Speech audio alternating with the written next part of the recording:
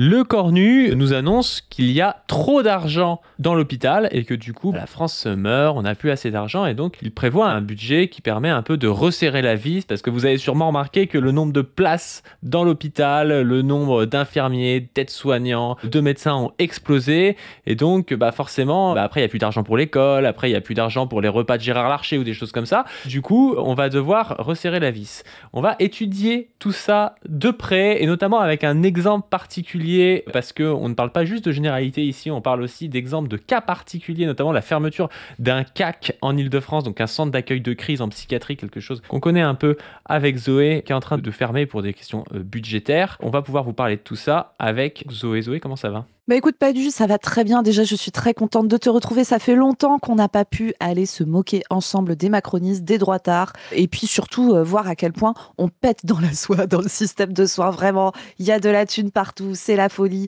Il y a des piscines de billets dans les hôpitaux dans lesquels on nage comme ça, là, nous, tous les jours en tant que soignants. Donc c'est vraiment, c'est trop bien. On va pouvoir se regarder, comme tu dis, notre cher Le Cornu qui, je pense, sur sa prise de parole, s'est dit « Moi, j'ai envie que les Français sortent dans la rue avec des fourches pour m'expliquer la vie. » Je pense que c'est ça que le mec s'est dit. Et puis, comme tu l'as dit, comme on est tous les deux soignants et tout, on va vous donner des petites nouvelles du front et de comment ça se passe en ce moment dans la santé. Ça se passe super, vraiment, tout est parfait. Yes. Bon, on va commencer par Le Cornu qui nous expliquait encore il y a peu, c'était en août, il n'était pas encore... Non, c'était pas en août. Non, Oui, c'est marqué le 13 de 09, ouais, c'est septembre, moi je suis bête, désolé, je confonds déjà mes mois. C'est pour ça que je tournais plus avec Zoé, c'est qu'elle me stresse en fait. Je me sens un peu, parce que après vous savez pas ce que c'est après les capsules, je me fais taper dessus, elle dit que je suis une merde, elle me rabaisse et tout, que j'ai pas de buzz, je sais pas trop quoi, que c'est Chris qui m'a remplacé sur la chaîne, enfin voilà.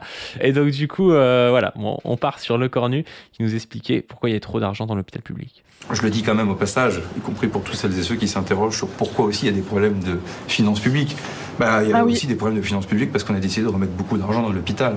C'est vrai pour la rémunération, c'est le Ségur de la santé, c'est le Ségur médico-social. Enfin, je le dis devant le maire de Mâcon, c'est vrai aussi parce qu'on a remis beaucoup d'argent dans les infrastructures hospitalières. C'est un foutage de gueule abyssal. Genre, il y a beaucoup trop d'argent dans l'hôpital et c'est pour ça qu'il y a une crise. Il y a une crise mondiale du capitalisme à cause de ce que le macronisme a mis dans l'hôpital. Enfin, c'est quoi ces conneries absolues Un hôpital ici à Mâcon qui est neuf, il faut bien le reconnaître. Et je le dis en tout cas qu'il y a eu beaucoup d'investissements et Catherine Vautrin y avait veillé. Et je le dis devant la... Il dit ça avec un petit air. En plus, on les connaît, les hôpitaux neufs. Enfin, je pense que tu connais ça comme moi, Zoé. C'est toujours des trucs super cheap où tu sais que dans 5 ans, le truc est foutu. Mais ça a été refait parce qu'il y avait une visite du Premier ministre. Ils savaient que dans 2 ans, le mec viendrait. Donc, en fait, ils ont foutu un coup de peinture et des fenêtres en PVC merdique. Et puis, ils disent, regardez, c'est refait. Insupportable. Et en plus, on a mis beaucoup d'argent dedans. Alors déjà, faut que tu le suces, le gars, en plus. Oui, Sébastien, déjà, c'est pas ta thune, c'est la note, tu vois. Donc tu vas te détendre, en fait. C'est le mec nous fait l'aumône, quoi. Oh, quand même, Madame Vautrin est venue. Elle a été bien bonne. Elle vous a donné de quoi refaire des fenêtres en PVC dégueulasses dans un hôpital en train de s'effondrer. Et même parfois, tu sais, chez moi, ils ont fait ces trucs-là. Tu sais, ils font des trucs neufs. Ils ferment des petites structures et ils mettent tout en une gigastructure. Tu sais, ça, c'est un truc qui se fait beaucoup aussi en ce moment, de concentrer, en fait, les structures hospitalières. Alors en plus, c'est toujours pareil, il y a des mecs qui croquent de fou sur ces chantiers-là, parce que tu imagines bien, je veux dire, il n'y a pas de boîte de TP publique, donc c'est des boîtes privées qui chopent les chantiers, qui font de la thune de zinzin dessus. Il y en a même qui surfacturent quand c'est pour le public. Mais de fou, tu vois. Donc, bref, on les connaît, ces trucs-là. Tu sais, c'est les Bouygues, les Vinci, les machins comme ça qui récupèrent les chantiers. Bref. Parfois, c'est construit, quand c'est des hôpitaux en campagne et tout, c'est construit au milieu de nulle part. Et genre, tu sais, t'avais des terrains qui valaient que dalle, tu sais, qui étaient en mode terrain agricole et tout, qui d'un coup deviennent constructibles sur des dizaines d'hectares. Bon, il y a 2-3 mecs qui croquent un peu au passage, rappelons quand même. Et c'est pas nous. Maire de Montceau-les-Mines, des investissements qui sont à venir sur un hôpital nouveau à Montceau-les-Mines. Donc tout ça, évidemment, c'est un effort qui est important, mais enfin, on le voit bien. Qu'est-ce qu'on attend de l'hôpital ? Qu'est-ce qu'on attend de notre médecine libérale ? Et parce qu'elle est libérale, il faut la laisser libre. Et donc, il faut avoir une carte de France qui soit vivante. Oh mais c'est nul, c'est des banalités qui dit. En plus, il va dans un endroit où il y a un hôpital neuf, alors que, je veux dire, ça veut rien dire. C'est comme si tu voyais quelqu'un qui vivait jusqu'à 100 ans et tu disais, regardez, les Français vivent plus longtemps qu'avant, tu vois. Ça a aucun sens. C'est juste un exemple. Oui, il y a un hôpital neuf, je sais pas où, à Chalon-sur-Saône ou à Mâcon ou je sais pas où. D'accord, qu'est-ce que ça veut dire ? Qu'est-ce qu'on en déduit sur le système de santé français, tu vois, dans son entièreté ? Sous le macronisme, on a fermé plus de 30 000 lits d'hôpitaux, 30 000, dans un pays où, en à peu près une dizaine d'années, la génération du baby-boom qui est née dans les années 40 qui sont beaucoup plus nombreux que les autres, je vous laisse faire le calcul extrêmement rapidement, mais ils ont 80 piges aujourd'hui, donc c'est des gens qui ont besoin de soins, genre beaucoup de soins, et on a fermé plein de lits d'hôpitaux. Mais bon, à Mâcon, Madame Vautrin a eu la bonté de faire construire un nouvel hôpital, vraiment trop bien. Merci Sébastien Lecornu. Et comment, en revanche, on vient, nous, à côté, justement, proposer une offre de soins qui soit hyper pragmatique, simple, loin des grands discours, et dans lequel on est capable de dire aux Françaises et aux Français qu'on le fera, et je pense que ces 5000 maisons, globalement, ce réseau, on est capable de le faire d'ici 2027. J'adore parce qu'il dit hyper pragmatique, simple et tout, tu sais, on a l'impression qu'il a une autre méthode de faire de la médecine, tu sais, alors que t'as des standards un peu pour bien soigner tel cancer, pour bien soigner telle pathologie et tout. Enfin, c'est pas lui qui va révolutionner tout ça, tu sais, il nous faut juste l'argent pour pouvoir payer les traitements, pour pouvoir payer les rééducations, pour avoir des services qui foutent pas à la porte les gens. Enfin, je veux dire, c'est pas lui qui va réinventer ça parce que c'est un start-upper et que ça va être plus pragmatique d'un coup, quoi. Donc vous avez compris, les copains, là, il parle aussi de l'organisation de la médecine ambulatoire. Donc ça, c'est le terme qu'on utilise pour dire, en gros, la médecine hors hôpital. La médecine de consultation, d'acte où les gens restent pas dans le lieu de soins et tout ça.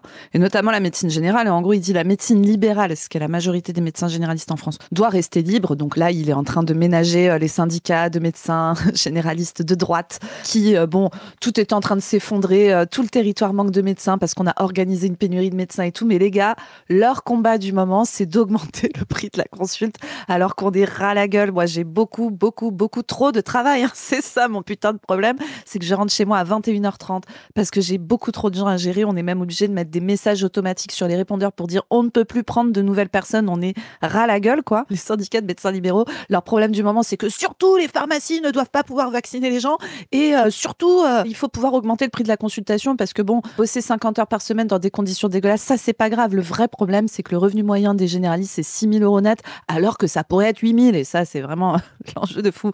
Et donc là, ils expliquent qu'ils vont ouvrir des centres de santé à côté. Alors, il se trouve qu'il y a beaucoup de jeunes médecins qui veulent du salariat maintenant dans les jeunes générations, plus de 40%. Donc, c'est une bonne idée d'ouvrir des maisons de santé, mais en fait, ce qui s'ouvre surtout en ce moment, c'est ce qu'on appelle des centres de soins non programmés.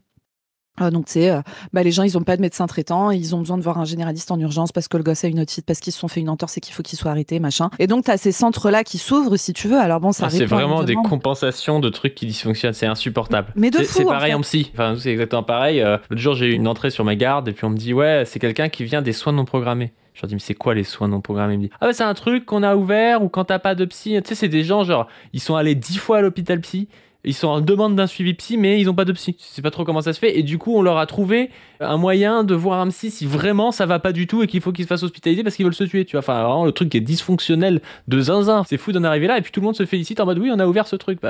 D'accord, mais c'est vraiment un pansement sur une plaie béante, quoi.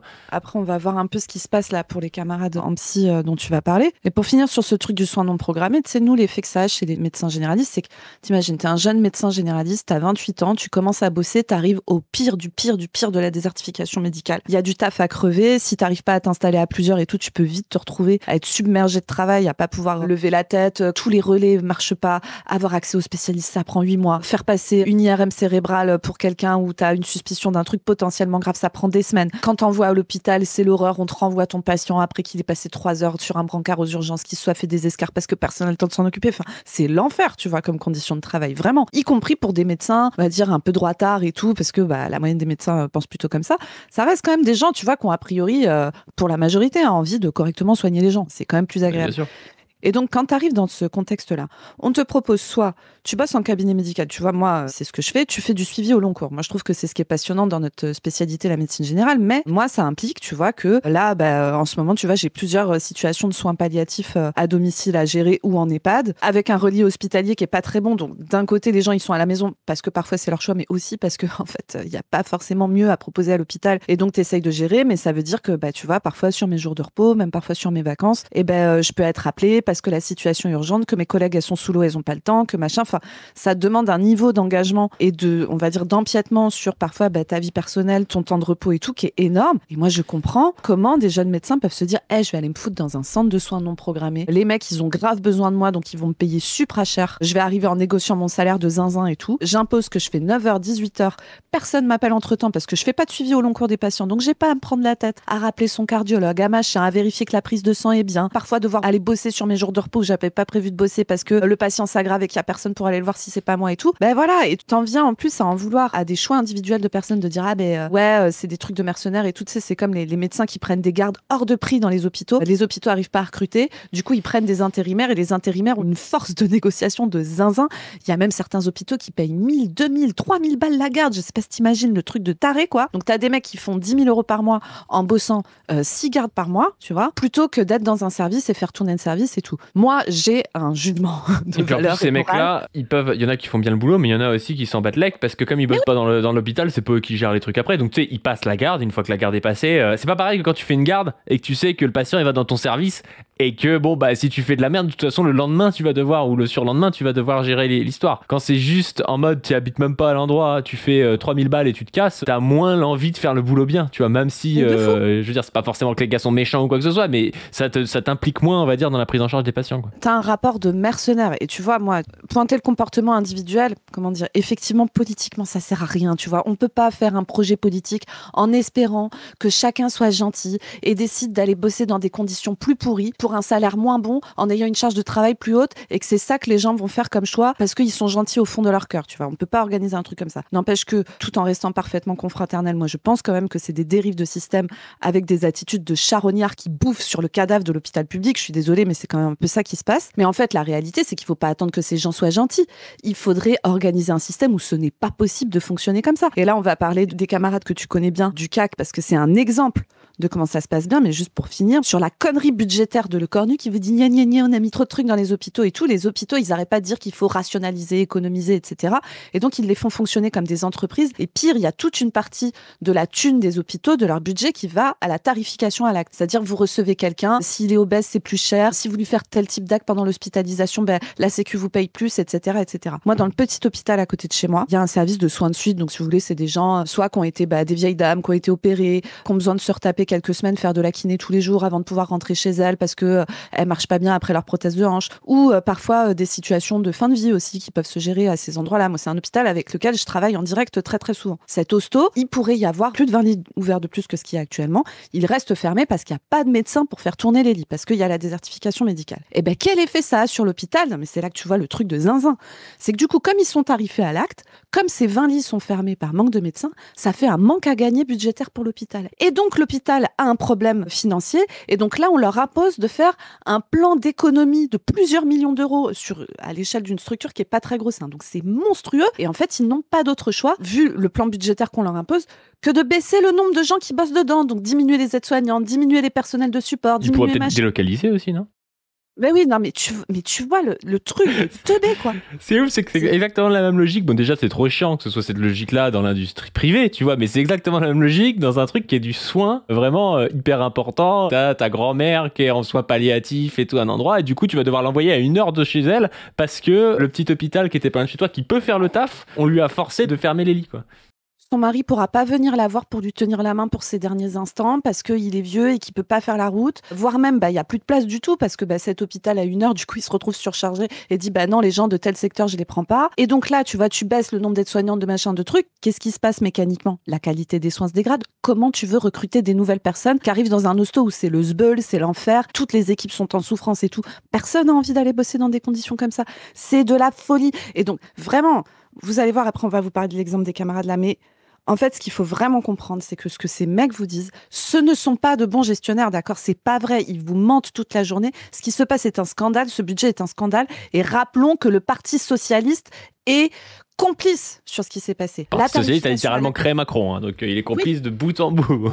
Et même quand on vous dit la tarification à l'acte hospitalière et tout, c'est eux qui l'ont fait. C'est eux, putain. Bref. Vas-y, parle des camarades, mon Padu. Excuse-moi, je suis trop énervée. Non, mais déjà, j'ai envie de commencer par le fait que si Le Cornu a raison, on va partir du principe qu'il est de bonne foi. Si ils ont foutu de l'argent à crever dans l'hôpital, comment ça se fait que ce soit autant la merde, tu vois? Parce que le gars te dit, on a foutu trop d'argent dans l'hôpital et c'est quand même la merde. Donc c'est peut-être que c'est des mauvais gestionnaires. Et en vrai, on pourrait parler rapidement du Covid, mais c'est vrai que pendant le Covid, ils ont foutu de l'argent dans des trucs qui ne servaient à rien aussi. Parce que si c'était des entreprises privées, enfin là, je veux pas dire qu'il y a une collusion entre le privé et le public, mais il y a des gros budgets qui ont été mis dans des choses qui n'ont jamais servi au final à la population française, quoi. Enfin, ça, tu connaissais mieux que moi, mais...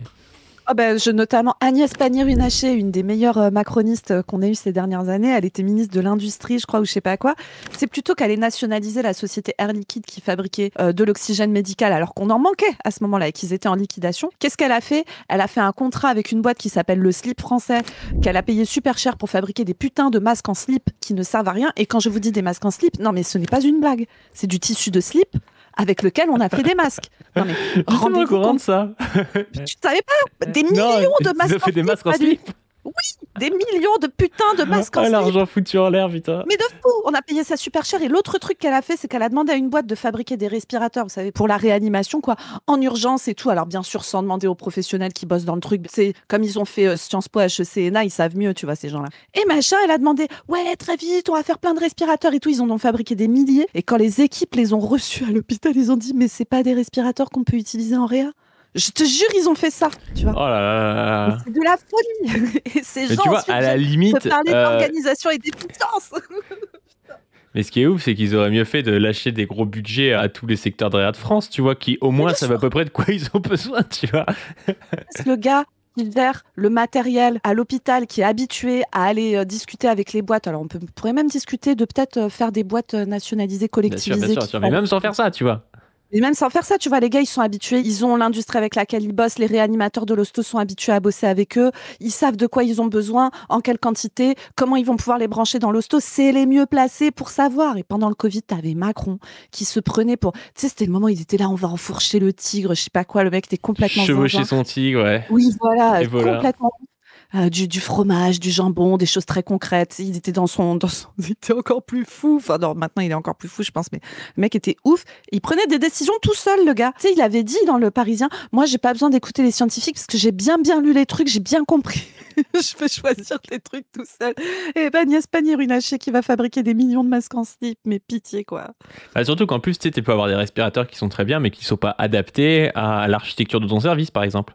Il y a des fois où il y a des services qui sont plus petits que d'autres, il y a des services où tu peux pas brancher à tel endroit et tout, et ça en fait ils en savent rien au niveau national. C'est vraiment à un niveau local que tu peux le savoir, quoi. Bah oui, et donc bref, c'est insupportable. Ces gens ne sont pas de bons gestionnaires. C'est pas d'un côté, il y a les gauchistes, utopistes, idéalistes comme Padu et Zoé qui disent qu'on pourrait s'organiser bien mieux, répartir l'argent bien mieux et soigner avec un niveau de très haute qualité sans faire les teubés. Et de l'autre, vous avez de bons gestionnaires qui eux ont vraiment bien compris comment ça marche le budget et l'économie et tout. C'est faux. Ces gens sont nuls, mal intentionnés. Tu sais, c'est toujours la même question avec les macronistes, les socialistes, les droitards et tous ces gens-là, les néolibéraux en général. Sont-ils profondément stupides, tu vois? Parce que pour Agnès Pannier-Runacher, la question se pose vraiment, quoi. Sont-ils profondément stupides ou sont-ils profondément malveillants, tu vois? Et le pire, c'est que c'est les deux, putain. C'est insupportable. Yes. Bon, on va passer à un exemple concret dont on voulait vous parler depuis un bail, parce qu'actuellement, il y a un bras de fer qui est en place entre les syndicats, notamment la CGT du GHU de Paris et la direction, parce que la direction veut fermer un CAC, donc un centre d'accueil de crise en psychiatrie, qui est très particulier, qui est un des premiers CAC de France. Les centres d'accueil de crise, si vous voulez, c'est des centres d'accueil qui marchent en 24/24 et qui sont faits pour que les gens qui ont des problématiques psychiatriques, par exemple, je sais pas, des idées suicidaires ou quelque chose comme ça, puissent consulter n'importe quand, à n'importe quelle heure, n'importe quel jour, et qui ait quelques lits. Donc si besoin, ça peut être juste, il y a une consultation, la personne rentre chez elle. Ça peut être, il y a une consultation le matin, la personne, elle reste le temps qu'elle veut, la journée, elle va dormir chez elle, elle revient le lendemain, par exemple. Ça peut être comme ça. Ou ça peut être, elle dort sur place. Mais le but, c'est que ça dure pas très longtemps et que ça n'oblige pas les gens à être hospitalisés en psychiatrie dans des services où il y a parfois des patients avec des troubles psychiatriques un peu plus lourds, je sais pas, des schizophrènes décompensés par exemple, ou des choses comme ça, parce que si vous arrivez, vous avez 19 ans, des idées suicidaires, vous avez jamais vu quelqu'un de délirant et vous vous retrouvez dans une unité en psychiatrie avec des gens qui sont délirants, qui sont très habitués à être en psychiatrie, ça fait 2 ans qu'ils sont là, ou des choses comme ça peut vous choquer un petit peu. Moi j'en ai déjà vu des patients rentrer, parce que malheureusement il y a de moins en moins de lits, donc c'est de plus en plus mélangé aujourd'hui. Moi j'ai travaillé dans un hôpital justement qui avait fermé un centre d'accueil de crise, et donc du coup au lieu de passer 3 jours au centre d'accueil de crise, les patients ils sont hospitalisés mélangés avec d'autres patients qui ont des pathologies très diverses, et du coup c'est des gens qui se retrouvent à l'hôpital, qui ferment leur porte à clé, qui sortent pas de la journée de leur chambre parce qu'ils ont peur en fait. Je suis d'accord, il y a des préjugés, il y a des choses, je veux dire, quand on est habitué, on sait très bien que le gars qui est schizophrène, délirant, il est pas forcément dangereux, et c'est pas le souci, mais quand t'es pas habitué, t'as pas forcément, et puis t'es mal dans ta vie, t'as des idées suicidaires, t'as autre chose à foutre que commencer à t'habituer à la pathologie de chaque personne dans l'unité, on va dire. Et donc c'était même des gens des fois qui demandaient leur sortie en fait, qui disaient non mais moi je peux pas rester ici en fait, je suis plus mal que chez moi, mois et du coup qui demandaient leur sortie. Et l'intérêt d'un centre d'accueil de crise, c'est justement d'avoir une approche la plus humaine possible, la moins psychiatrisante possible, être le moins possible, on va dire, dans le truc asilaire où on va te mettre dans une structure, mais le plus possible encore dans la ville, pouvoir sortir à tout moment, pouvoir avoir ses amis qui passent, des choses comme ça, quoi. Ce qui est assez incroyable, c'est qu'aujourd'hui, même les structures de gouvernement, l'administration nous dit il faut aller vers plus en plus de psychiatrie ambulatoire, de plus en plus de CAC, justement, mais en fait, comme ça coûte cher, ils les ferment. Et donc du coup, ils ont une espèce de double discours en disant oui, il faut mettre en place des soins ambulatoires, des soins le plus adaptés possible aux gens, mais en fait, comme ces soins-là, ils coûtent assez cher parce qu'il faut du coup déplacer des équipes ou il faut du coup pas mal de personnes en 24/24, donc payer du travail de nuit ou des choses comme ça, ils ont tendance à les fermer. Et ce centre d'accueil de crise-là, il a une dernière particularité dont je veux vous parler parce qu'on va lire un article là, de l'UMA par rapport à ça et pouvoir en parler, mais c'est important. Il se trouve dans les locaux du Sénat. Et c'est un CAC qui a été inauguré par Gérard Larcher, justement, en disant... il y a 10 ans, il disait oui, voilà, c'est les meilleurs soins possibles, c'est des soins humanisants, blabla, ça permet aux gens d'être le plus possible non psychiatrisés, enfin des choses du genre, tu vois. Et aujourd'hui, les macronistes, qui sont quand même alliés à Gérard Larcher par les Républicains, sont en train de le fermer. Et donc la CGT a envoyé des courriers aux sénateurs, et notamment à Gérard Larcher, en disant voilà, il y a un centre d'accueil de crise qui se trouve dans les lieux du Sénat, que vous avez inauguré il y a 10 ans et qui est en train d'être fermé, alors même que ça va à l'encontre de l'intérêt des patients. Qu'est-ce que vous en pensez ? Il lui demande de se positionner, quoi. Est-ce que tu as un avis sur ça avant qu'on commence le... Ouais, juste, c'est quand tu disais, en fait, faire de la psychiatrie ambulatoire, donc vous avez compris le principe, c'est pas en milieu hospitalier. Et donc, ça peut être, par exemple, quelqu'un qui reste chez lui avec des équipes qui viennent à sa rencontre directement plutôt que le mettre dans une structure hospitalière qui, pour plein de raisons, peut poser problème et pas dû, vous en avez bien parlé. Et tu disais, ça demande des moyens pour ça, mais tu sais, c'est toujours ce qu'on dit, nous, sur la santé et l'organisation du soin, de la médecine et tout, d'essayer, tu vois, de redonner du pouvoir, notamment aux patients. Là, il y a aussi une vraie question d'organisation globale de la société, où on devrait pouvoir normaliser, par exemple, de faire un arrêt de travail aux proches de la personne pendant, je sais pas, 1 mois. Et c'est des trucs qu'on voit. Moi, j'en parlais notamment avec des militantes qui travaillent dans des assos LGBT, particulièrement des assos d'autosupport pour les personnes trans et tout, et qui me racontaient, alors on sait que le risque suicidaire chez les personnes trans, du fait de la transphobie de la société, de la marginalisation, de la précarisation, de la condition même d'être une personne trans, sont beaucoup plus à risque de se suicider, par exemple. Et en fait, quand elles ont une camarade, une amie qui présente un risque suicidaire important, parfois pour plein de raisons, elles n'ont pas recours à l'institution médicale et psychiatrique, et notamment parce que parfois elles subissent vraiment de la violence médicale dans ces institutions-là, et ben du coup elles s'auto-organisent en faisant des roulements pour être auprès de la personne, etc., pour qu'elle ne soit jamais seule, pour limiter le risque suicidaire et tout. Et ça, en fait, c'est des questions d'organisation sociale dans un système communiste, tu vois, où on se décentrerait, où on aurait un rapport au travail totalement différent et tout. Ça serait parfaitement possible de penser le soin comme ça et de faciliter ce type de prise en charge avec une possibilité d'arrêter les gens et de penser le fait de prendre soin des gens, pas uniquement passant par des professionnels de santé, même si ça peut être nécessaire sur des trucs précis où tu as besoin que quelqu'un ait quand même une expertise particulière sur le sujet. Et là, je parle pas que de la psy, je parle pour plein de trucs. Je sais pas, t'accouches, tu vois. Quand t'accouches, l'accouchement, même si globalement, si vraiment tu te retrouves dans la merde toute seule, ça peut t'arriver d'accoucher toute seule, quand même, il y a des fois où ça peut partir en couille, et avoir une sage-femme, par exemple, formée avec toi, c'est quand même cool, tu vois. Mais trouver cet équilibre entre créer une société qui prend soin des autres et où on remet, tu vois, on diminue le temps de travail des gens, on remet au centre l'intérêt des êtres humains et donc la possibilité que dans nos vies, parfois, on décloisonne, tu vois, la division du travail, qu'on n'est pas que machin ou que truc, mais qu'on peut aussi parfois s'arrêter parce que nos proches viennent avoir un bébé, parce qu'on a notre frère qui a des idées suicidaires et qui a besoin qu'on soit auprès de lui, parce qu'on a notre grand-mère qui est malade et qui est en soins palliatifs et qui a besoin que ses proches, sa famille, ses amis se relaient auprès d'elle pour prendre soin.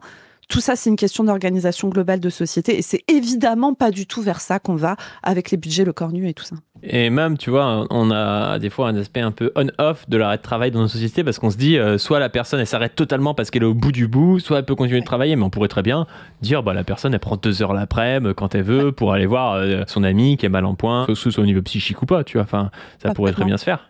Et je voudrais en rajouter ça s'appelle le temps partiel thérapeutique. On peut l'utiliser un peu, mais on a beaucoup besoin des médecins du travail, notamment là-dessus, qui sont pas assez nombreux. Oui, mais le temps partiel thérapeutique, tu peux pas l'utiliser pour un ami de quelqu'un, tu vois. Mais de toute façon, l'arrêt de travail, t'es pas censé l'utiliser pour aller prendre soin de quelqu'un. Ah bah t'es censé l'utiliser parce que toi, t'as un problème de santé, ce qui est un vrai souci. Hein. Ouais, et je voulais en rajouter sur l'histoire des personnes trans avec la psychiatrie. Tu sais, moi, j'ai déjà vu des entrées sur des gardes encore où la première chose qu'on dit d'une personne, on dit voilà, c'est une personne trans et tout. C'est comme si on disait ouais, c'est un noir et tout. Genre, c'est trop bizarre, tu sais. Genre, qu'est-ce que t'en as à foutre, tu vois. Genre, la personne, elle est là pour des idées suicidaires, elle est pas là parce qu'elle est trans, tu vois. Enfin, c'est trop chelou. Et c'est encore un truc qui est quand même assez psychiatrisé, on va dire. Alors que t'as des personnes trans qui ont des problèmes psy, il y en a plein parce que justement, il y a une transphobie, il y a un mal-être et tout ça. Mais la réalité, c'est que t'en as plein que tu vois jamais en psy aussi, tu vois. Donc, ça n'a aucun sens. La transphobie du milieu médical et zinzin. Alors, il y a des assos qui s'occupent notamment de faire de la formation auprès des soignants. C'est un gros boulot qui est fait notamment par l'OST, notamment par Outrance aussi, enfin voilà, qui sont pas exactement, on va dire, placés sur les mêmes endroits dans l'échiquier politique. Mais ouais, il y a pas mal d'assos qui font ce boulot-là et qui est majeur. Putain, les soignants, la transphobie soignante, c'est une dinguerie. Ouais. Et le pire là-dedans, c'est que je pense, et ça, je le dis toujours un peu en marrant, je pense que la psychiatrie, de manière générale, est transphobe, comme toute la société. Mais le pire, c'est que je pense qu'elle est moins transphobe que le reste de la société parce qu'elle est confrontée à ça. Et c'est un enfer parce que quand tu vois la transphobie que tu peux avoir en psychiatrie, tu te dis que les gens sont transphobes, tu vois. Mais je pense que tu vas avoir n'importe quel secteur de chirurgie ou de médecine plus généraliste, on va dire. Bah, les gens voient tellement peu de personnes trans et sont tellement peu intéressés à la question que c'est encore pire. Même si tu peux t'imaginer qu'en psychiatrie, il y a le côté, des fois, il y a notamment des théories un peu psychanalytiques qui ont été très transphobes parce qu'ils sont vachement dans un truc il y a la formation différenciée entre un garçon une fille au niveau psychique, le rapport à ses parents. Voilà. Tous les psychanalystes sont pas là-dedans, mais il y a quand même historiquement un courant assez transphobe dans la psychanalyse. Et oui, tu as raison, je pense qu'il y a plus de transphobie dans le reste des spécialités médicales en moyenne. En médecine générale, on est peut-être ceux qui, comme on suit les patients au long cours et tout, on est dans l'accompagnement des transitions, alors on est très nombreux à pas du tout être formés, notamment à prescrire les traitements hormonaux, ce qui est vraiment dommage, parce qu'en plus, c'est pas très compliqué. Et puis surtout, les patients sont souvent très experts, accompagnés eux-mêmes de manière communautaire par d'autres personnes trans qui les accompagnent, qui les aident, qui les conseillent. Et parfois, ils sont tout à fait... ils sont bien plus compétents que nous, souvent même, pour pouvoir notamment gérer les traitements médicamenteux et tout ça, les traitements hormonaux. Mais moi, tu vois, quand j'étais étudiante, c'était il y a 15 ans, c'était il y a pas si longtemps, quand je suis passée en endocrinologie, j'ai posé la question à mon chef de service, professeur d'université, est-ce qu'on va être formé à notamment la transition médicale et aux prescriptions hormonales, par exemple, etc., ce qui, moi, pouvait relever de mon métier de médecin généraliste. Et le mec Mais le mec m'a regardé, genre il m'a dit ouais, la mousse à raser, ça va pas être à rembourser par la Sécu, je sais pas quoi, enfin des trucs. Mais j'étais là, ah ouais, on est là-dessus. Moi vivant jamais. Ah ouais, c'était vraiment, et t'as envie de dire putain, c'est ça ton combat, connard quoi. Enfin, quelle dinguerie. Hein. Bref. Alors du coup, on va se lire un article par rapport à ça sur l'UMA qui s'appelle « Une dépression, ça ne s'arrête pas » le vendredi soir à Paris, l'un des seuls centres psychiatriques bientôt démantelés. À Paris, un des rares centres d'accueil de crise, CAC est en passe d'être démantelé. Patients et soignants dénoncent une décision brutale qui risque de priver de nombreux usagers d'un accompagnement humain et efficace et d'encombrer les urgences. Et tu vas voir le foutage de gueule aussi qu'il y a là-dedans, parce que donc ils ferment forcément des lits. Et la direction, et puis notamment des macronistes que je ne citerai pas, disent il n'y a pas de fermeture de lit parce qu'en fait les lits vont aller à d'autres endroits. C'est comme si c'était pareil pour toi. Imagine demain, t'es suicidaire ou t'as quelqu'un qui est suicidaire dans ta famille.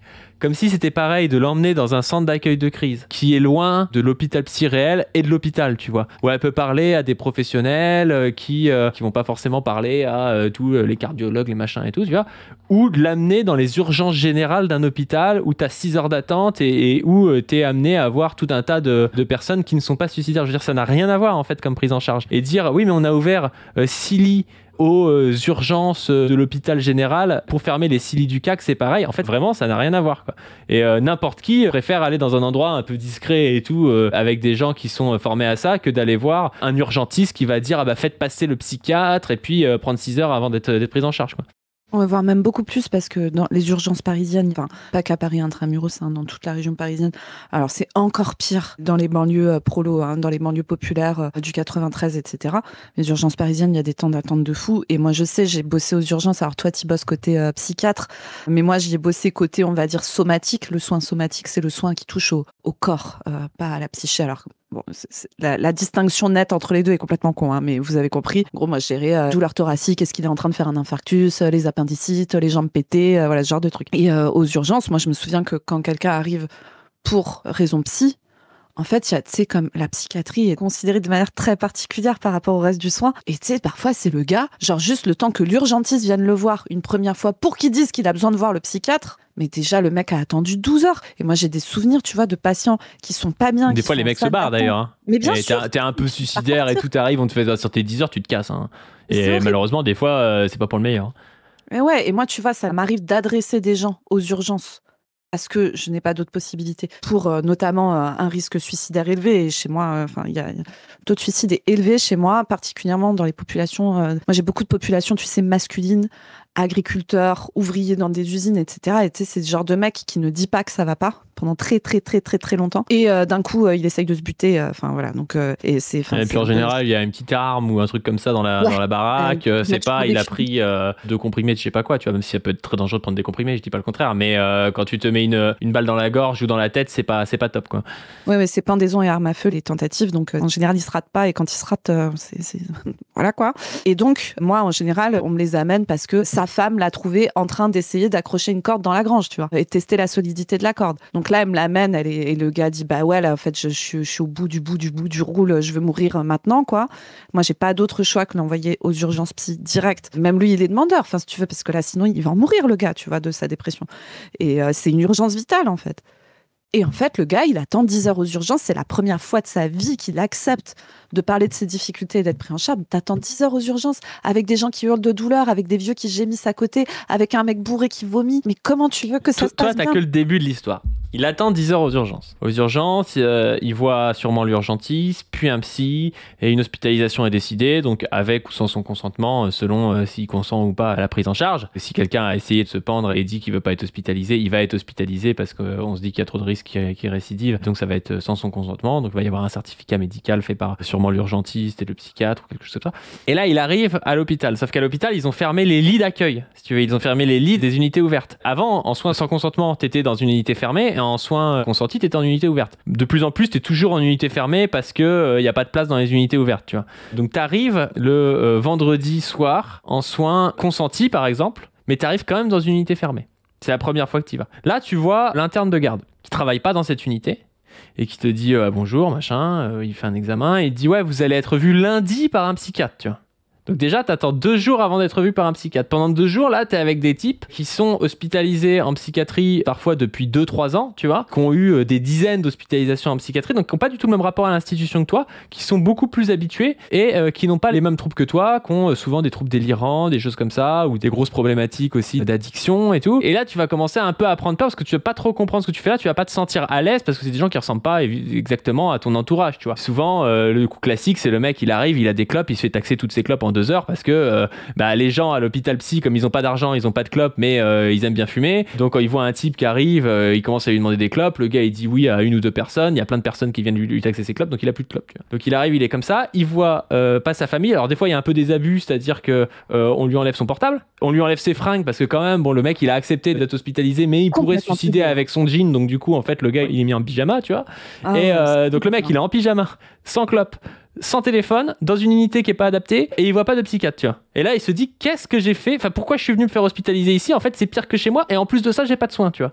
Et là, il va commencer le lundi à voir un psychiatre qui va lui dire, mais monsieur, vous êtes en soins consentis, mais vous êtes en secteur fermé, donc c'est pas ici que vous devez être, en fait. Faut que vous alliez dans une unité ouverte, tu vois. Sauf qu'il y a pas de place en unité ouverte, donc en fait, si tu veux, avant le mercredi, il va sûrement pas être dans la bonne unité, et la prise en charge va pas vraiment commencer, tu vois. Donc le gars, il va se passer en gros 5 jours avant que la prise en charge puisse commencer, à voir plein de gens différents qui vont le renvoyer dans des endroits en lui disant toujours non mais de toute façon vous êtes pas au bon endroit pour l'instant, tu vois. Et quand il va arriver dans le service ouvert, comme il n'y a pas assez de place, on va lui dire ouais bon l'hospitalisation elle va être courte, elle va durer 1 semaine et tout parce que c'est le temps moyen qu'on a d'hospitalisation ici, tu vois. Et donc du coup en fait va y avoir une mise en place d'antidépresseurs par exemple qui en moyenne marche en 2, 3, 4 semaines. Donc en fait on verra pas les effets avant qu'ils sortent. Au bout de 5-6 jours, souvent il dira qu'il aura plus d'idées suicidaires, soit parce qu'il en a plus, soit parce qu'il a envie de se barrer. Et il va se barrer au bout d'1 semaine avec son antidépresseur et un rendez-vous à prendre au CMP qui sera potentiellement dans 2-3 mois, quoi. Enfin, en gros, j'ai un peu noirci le tableau, mais ça se passe un peu comme ça. Hein. Et c'est un putain d'enfer pour le gars parce que le mec est trimballé de partout alors qu'il est déjà mal, quoi. Et c'est là où des trucs comme un CAC, c'est incroyable comme prise en charge. C'est-à-dire que t'arrives, dès le début, t'as une chambre, on te dit que tu peux y rester ou non, donc tu peux, si tu veux rester la journée, aller dormir chez toi, parce que t'es avec ta meuf, avec tes enfants et tout, ou alors tu te dis bah non, j'ai pas envie de les voir, là je suis pas bien, donc je reste et tout, et puis en fait tu peux le faire un peu au jour le jour, parce qu'il y a de la place, tu vois, c'est pas un truc où on a donné ta place au premier venu dès que tu te barres parce qu'ils ont pas assez de lits, et on peut directement du coup commencer à essayer de gérer tes angoisses, peut-être à mettre en place un traitement, à mettre en place une psychothérapie ou quelque chose comme ça, et à organiser directement une prise en charge en ambulatoire, au CMP, enfin voilà, c'est beaucoup plus rapide rapide et beaucoup plus humain que ce qui se passe actuellement, malheureusement trop souvent, quoi. Oui, carrément. Et moi, je peux vous faire l'encore après ce petit passage de n'importe quoi. C'est que du coup, donc, sympa, les parents, voilà, donc ça s'est très bien passé. Moi, vraiment, il revient me voir, il me dit merci docteur de m'avoir adressé aux urgences. Hein. C'était vraiment un super choix. Le mec passe son temps à me dire que tout va bien. T'imagines bien, tu vois. Il a surtout pas envie que je le renvoie une deuxième fois. Donc moi, je galère à essayer de remettre en place une relation un peu de confiance entre nous et tout. Sa femme, quand elle se barre, en général, elle est aide-soignante, machin, tu vois, avec des boulots à la con. Quand elle se barre bosser, elle a la boule au ventre de se dire s'il y a un appel d'un numéro que je ne connais pas, c'est peut-être qu'il s'est buté. Et parfois, en fait, l'appel, c'est ça.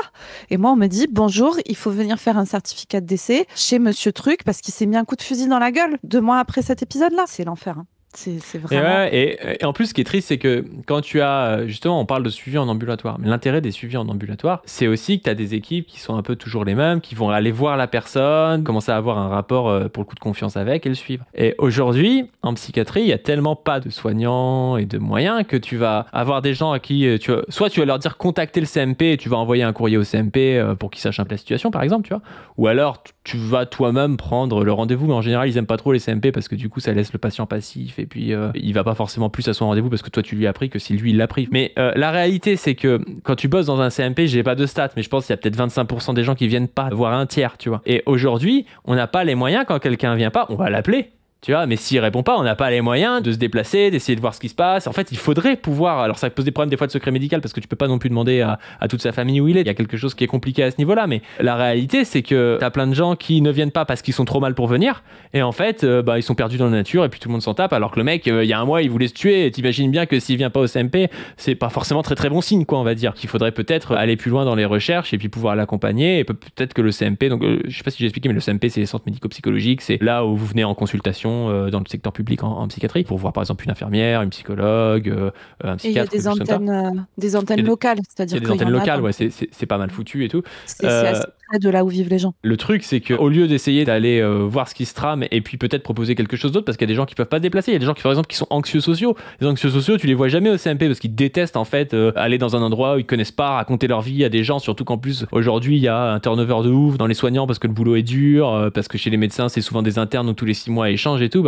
C'est insupportable d'aller raconter sa vie, ses traumas d'enfance à une nouvelle personne tous les 6 mois, quoi. Et ça pose vraiment problème aussi. Hein. Et tu rajoutes à ça le fait que l'échelon, tu vois, moi, ça pourrait être mon taf, ça. Tu vois, de savoir, vous avez pas réussi à le choper au CMP, l'équipe s'est déplacée, elles l'ont pas trouvé, t'appelles le médecin traitant, voire machin, sauf que moi, je suis à 3 quarts temps sur mon temps de consultation et un quart temps salarié à côté, et notamment là, je retourne en hospitalier bientôt, dans un contexte dégueulasse, mais je vais y aller quand même, on va essayer d'aller faire ce qu'on peut, aider les confrères et aider les patients autant que possible, vu le contexte dans lequel on est. Et sur mon 3 quarts temps, tu vois, moi, j'ai plus de 1000 personnes à gérer, dont plus de 300 qui ont des maladies chroniques.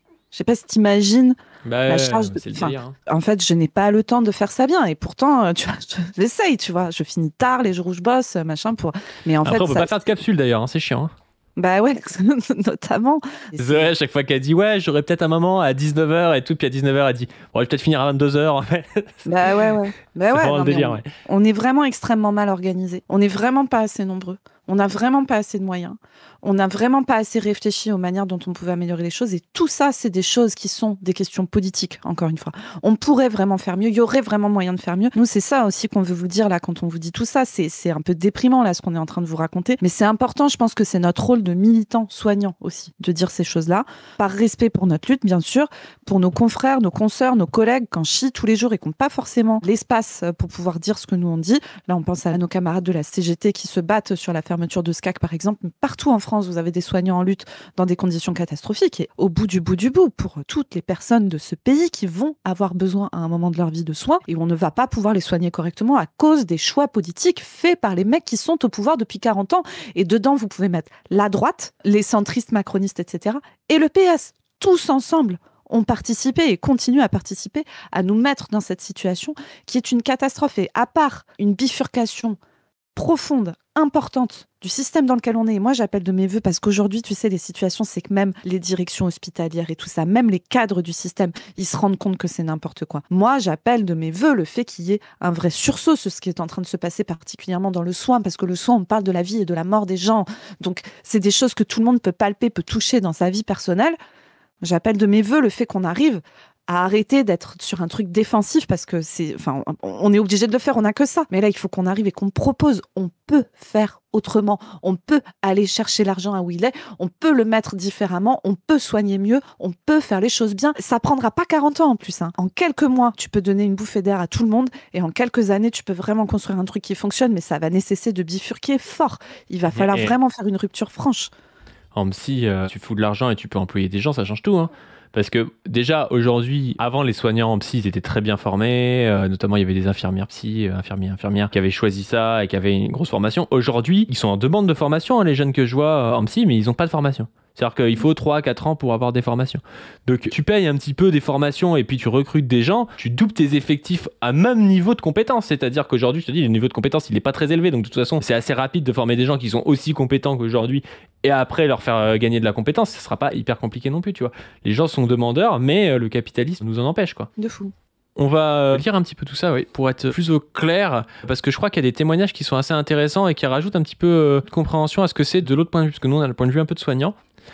Fin juin, Juliette, artiste, est prise d'une crise suicidaire. Depuis 1 an, elle est suivie par le centre psychotraumatique privé de Paris après un traumatisme grave. Un classique, on va dire. Les femmes dans ce pays, notamment, je vois en psychiatrie de l'adolescente, c'est un délire. Peut-être 40 à 50% des consultations en psychiatrie de l'adolescente, quand tu creuses un peu, il y a un trauma sexuel ou quelque chose comme ça. Là, je sais pas si c'est un trauma sexuel, mais il y en a tellement que c'est malheureusement la première chose auquel on pense quand on pense traumatisme et femmes. Déjà qu'il y a 10% de violences sexuelles chez les enfants, alors vous imaginez bien que chez les adolescentes ça monte extrêmement haut, et chez les adolescentes qui consultent en psychiatrie ça devient presque le motif majoritaire. Pas de consultation parce que les gens viennent pas pour ça, ils viennent pour une anorexie, ils viennent pour des idées suicidaires, des scarifications ou je ne sais quoi, mais derrière en fait il y a mais il y a 2 ans en fait mon copain, tu sais, la meuf elle a 13 ans, elle est avec un mec de 16-17 ans et puis en fait elle fait sa première fois ou je sais pas trop quoi et puis en fait le gars la viole, tu vois, parce qu'il fait des trucs qu'elle voulait pas faire, ou alors c'est le tonton, ou alors c'est quelqu'un de la famille, autre, enfin voilà, c'est assez classique malheureusement. Et je pense que ça, on en parlait, tu sais, quand j'avais fait le Zawa Talk avec PsychoQuack, mais on parle beaucoup de psychiatrie, psychologie, de remettre des moyens, très bien, mais la première cause de problématiques psychologiques dans ce pays, ce sont des causes politiques, que ce soit les violences sexuelles, que ce soit la pressurisation au travail, et c'est pour ça que c'est un gros foutage de gueule quand Barnier disait 2025, l'année de la santé mentale. Si vous voulez faire l'année de la santé mentale, il faut pas faire un budget qui fait que les gens ils vont devoir crever au travail et être pressurisés comme des porcs par leur patron sans rien dire, ou être victimes de harcèlement sexuel au travail, parce que là quand tu détruis le code du travail et que tu mets les gens en précarité, c'est ce qui va se passer en fait, et ça va être la pire des choses au niveau psychologique. Donc au lieu de dire oui il faut remettre un coup de peinture et puis faire des jolis locaux, ce qui est très bien en soi, c'est pas un souci, mais la première des choses à faire c'est de mettre un coup de pied au cul au patriarcat et de mettre un coup de pied au cul au capitalisme. Ouais, et à l'ordre raciste, l'homophobie, les LGBT-phobies, tout ça nous coûte un pognon de dingue, et tout ça sont des questions politiques qu'il faudrait qu'on arrive à adresser correctement et qu'on ne pourra jamais adresser correctement dans le système dans lequel on est actuellement. Yes. Alors, ce jour-là, ces soignants l'orientent vers les urgences suicidaires, qui la dirigent immédiatement vers le centre d'accueil de crise. Ginette Amado, d'ailleurs, je connais pas toute son histoire, mais je crois que c'est une résistante pendant la Seconde Guerre mondiale, qui est allée vers la psychiatrie en devenant infirmière psychiatrique d'abord, puis psychiatre. Tu vois, c'est des parcours très particuliers, qui ne sont pas des parcours de reproduction sociale, et qui a été une des précurseuses dans la psychiatrie de secteur extra-hospitalière, justement, de pas mettre les gens dans des unités pendant 3 mois, mais essayer d'aider les gens au plus proche de chez eux, Dans le GHU du 14e arrondissement. C'est un soulagement, confie-t-elle, l'accueil était rapide, humain et entièrement gratuit. Oui, parce que ça, c'est aussi intéressant, parce qu'elle est dans un centre psychotraumatique privé. C'est-à-dire que la meuf, peut-être qu'elle s'est faite agresser sexuellement à un moment donné, et en plus de ça, ça lui coûte 60 balles la séance pendant 15-20 séances, Donc en plus de ça, il faut lâcher 1500 balles, Chez moi, le centre de psychotraum public de mon secteur, il y a 18 mois d'attente. 18 mois d'attente. Moi, j'ai des gamines de 19 ans qui viennent parce qu'elles viennent de subir des viols à répétition dans le cadre conjugal, des viols en soirée dans le cadre étudiant sous soumission chimique. Enfin, tu vois, des trucs comme ça qui sont littéralement brisés, qui peuvent plus dormir, qui ont des flashs des agressions, etc., qui ont un syndrome de stress post-traumatique de zinzin. Et j'ai 18 putain de mois d'attente à ce qu'elle ne puisse pas dormir, à ce qu'elle développe des troubles du comportement alimentaire, à ce qu'elle ait envie de mourir, à ce que parfois elle arrive à mourir. Ouais, c'est un enfer. Et puis ils ont tellement peu de moyens dans ces trucs-là que, moi j'en oriente plein, des patients et des patientes dans des centres de psychotrauma, mais à chaque fois, t'as l'impression que c'est comme ton truc d'assurance. Ah oui, mais là c'est un trauma qui a plus de 3 mois. En fait, il y a 3 ans d'attente. Et puis là, en fait, c'est un trauma complexe parce qu'il y a 2 traumas. Donc en fait, on peut pas le gérer parce que je sais pas. C'est un bordel, mais de fou, Parce qu'ils sont obligés de faire des choix. Tu vois, c'est exactement comme pendant le Covid quand ils se disaient oui, au-dessus de 70 ans, en fait, on va plus prendre parce que. C'est horrible d'être obligé de faire des choix entre quelqu'un qui a tel type de trauma et quelqu'un qui a tel type de trauma, Tout à fait. Le déménagement et la restructuration menacent le modèle d'accueil. Depuis, Juliette est prise en charge dans un cadre apaisant, sans hospitalisation lourde ni isolement. Je viens quasiment tous les jours, je déjeune parfois avec l'équipe. Une nuit, j'ai dormi sur place. Rentrer chez moi était impossible dans mon état, raconte l'artiste. Non mais ça, il n'y a que dans un CAC que c'est possible. Je sais pas si vous vous rendez compte, mais c'est incroyable par rapport à une structure hospitalière de base où tu as des règles qui sont assez fixes et tout, parce que tu as plein de patients, donc tu peux pas avoir individualisé, on va dire, la prise en charge quand tu as 35 patients et qu'il y en a qui sont notamment en soins sous contrainte, donc n'ont pas le droit de sortir et tout. À telle heure, la porte est fermée, voire tout le temps la porte est fermée si c'est un service fermé. Bref. Là, la meuf, elle vient, elle veut déjeuner, elle déjeune avec l'équipe, elle veut aller déjeuner avec quelqu'un, elle va déjeuner avec quelqu'un, elle veut dormir sur place, elle peut dormir sur place. Enfin, c'est super comme prise en charge, vraiment. C'est la pointe de ce qui se fait aujourd'hui en psychiatrie, non totalement ambulatoire, on va dire.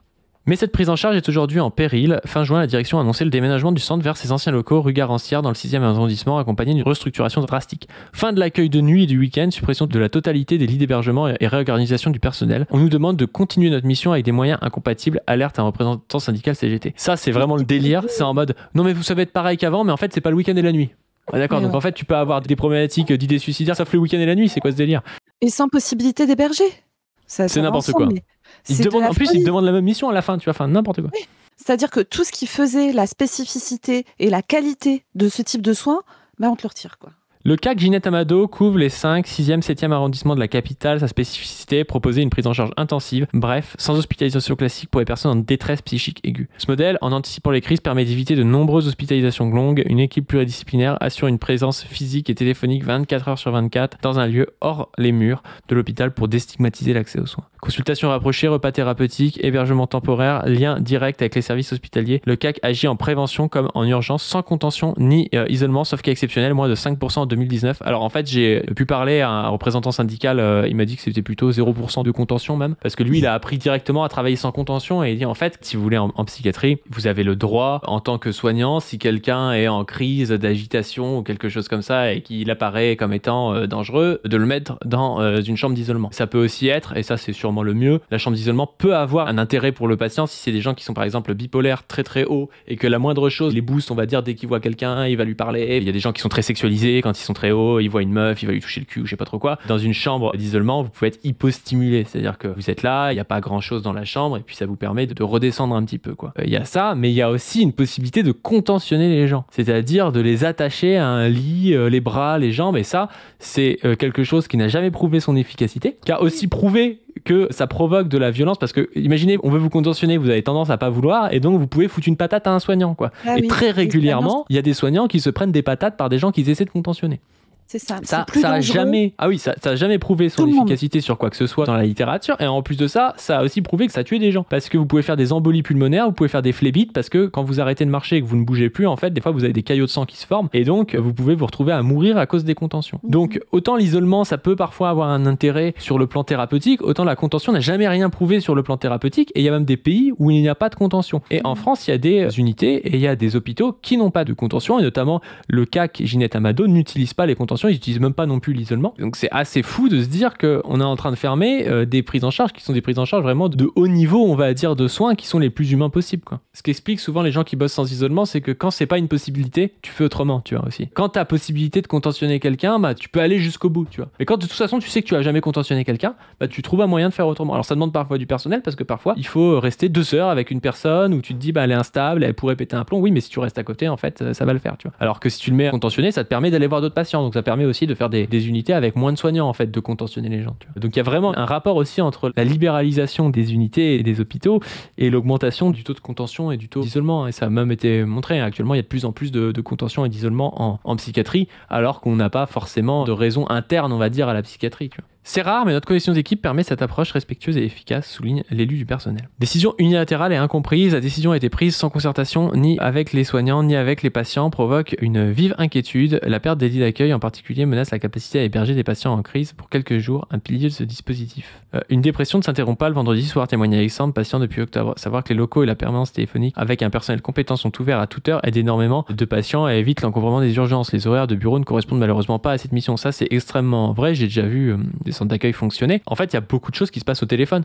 C'est-à-dire machin qui est venu 30 000 fois au centre d'accueil pour des prises en charge. Il connaît très bien, en fait, les gens qui sont au téléphone au centre d'accueil. Donc, quand il dit je me sens mal ce soir, la première chose qu'il fait, c'est pas de se pointer au centre d'accueil, c'est d'appeler. Et des fois, rien que l'appel est thérapeutique. En mode, ah bah oui, mais là, si vous voulez, on peut vous prendre un rendez-vous avec tel médecin ou telle infirmière que vous connaissez et vous venez vendredi alors qu'on est mardi. Et en fait, ça évite une prise en charge aux urgences qui prend 10 heures où la personne elle est stressée et elle finit par se retrouver hospitalisée ou je ne sais quoi. Donc ça, c'est hyper important aussi. Et rien qui a un effet qui est très psychologique. Vous savez, le fait de se dire que c'est toujours ouvert, des fois, c'est déjà rassurant, quoi. Tout comme il y a des gens, des fois, on dit il y a un effet un peu briqué de certains médicaments, c'est-à-dire que le fait de savoir que vous avez un médicament contre les crises d'angoisse dans la poche, ça fait que vous faites pas de crise d'angoisse parce que vous savez que vous pourriez le prendre, quoi. Et ça, c'est important, quoi. Comme le fait d'avoir un briquet et des clopes pour un fumeur, quoi. Ça donne moins envie presque de fumer, quoi, parce que vous savez que vous pouvez fumer si vous voulez. La suppression de l'équipe de nuit, composée de 4 infirmiers et de 3 aides-soignants et de plusieurs postes d'agents hospitaliers, affaiblit encore davantage l'offre de soins. C'est pas mal en plus, 4 infirmiers et 3 aides-soignants, parce que je crois qu'ils avaient pas énormément de lits. C'est vraiment une équipe qui est quand même assez importante, quoi. C'est une équipe expérimentée capable de prévenir des hospitalisations lourdes. Sans elle, on surcharge les hôpitaux déjà débordés. On accroît le risque de passage à l'acte, avertit le représentant CGT. À cela s'ajoute une perte financière pour le personnel paramédical, désormais privé de primes de nuit et de week-end. Pour certains, c'est une centaine d'euros en moins par mois. La solution, ce serait les heures supplémentaires dans d'autres services, des peurs un aide-soignant qui a 17 ans d'expérience, ce qui ne va pas être compatible avec les vies de famille de beaucoup d'entre nous.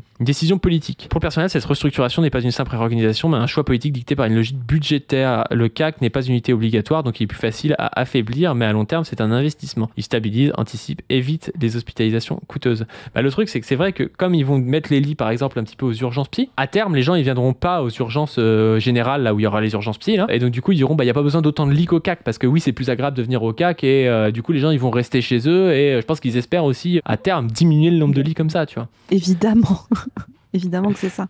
Mais bon, le Cornu a refait un coup de peinture à Macron, donc tout va bien. Le centre offre aussi un accès équitable aux soins, notamment pour les plus précaires. À l'Institut, on me prescrivait un anxiolytique mal adapté. Ça me coûtait une fortune, témoigne Juliette. Ils n'ont d'ailleurs jamais repris de mes nouvelles. Ici, je suis écouté, suivi, sans frais à ma charge. Les nouveaux locaux ont certes été cédés à l'hôpital par le Sénat pour 1 euro symbolique, mais leur fonctionnement limité pourrait désorganiser un secteur déjà en tension. Chaque secteur psychiatrique devrait couvrir environ 100 000 habitants. Aujourd'hui, il en couvre le double et l'abandon définitif d'une possibilité d'hospitalisation alternative risque de créer l'embolie aux urgences déjà mise à mal par les politiques de ces dernières années. Putain, et c'est rageant. Et là, juste toute dernière chose, mais tu vois ce truc de l'Institut, là, ce qu'elle appelle l'Institut, c'est la structure privée qu'elle était obligée d'aller payer parce que le système public n'est pas capable de prendre la suite. Là, vous avez tout. Alors, on est désolé, ça a été un peu long aujourd'hui, les copains, mais vraiment, là, vous avez tout.